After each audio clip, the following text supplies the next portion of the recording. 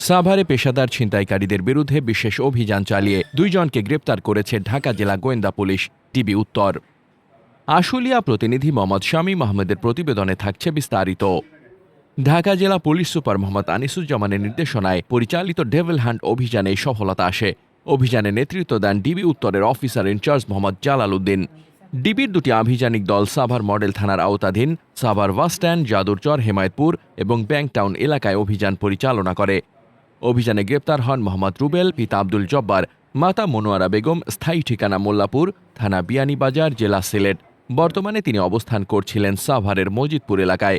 অপরজন হলেন মোহাম্মদ আমানুল্লাহ, পিতা মোহাম্মদ আকাশ আলী, ঠিকানা যাদুরচর, থানা সাভার মডেল, জেলা ঢাকা। গ্রেপ্তারের সময় মোহাম্মদ রুবেলের কোমর থেকে একটি সুইচ গিয়ার চাকু উদ্ধার করা হয়। প্রাথমিক জিজ্ঞাসাবাদে তারা দুজনেই স্বীকার করেন দীর্ঘদিন ধরে সাভার, আশুলিয়া ও আশপাশের এলাকায় ছিনতাই ও ডাকাতির সঙ্গে জড়িত।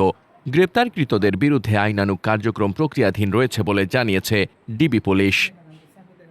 মোহাম্মদ শামীম রেজা, দৈনিক খোলা চোখ।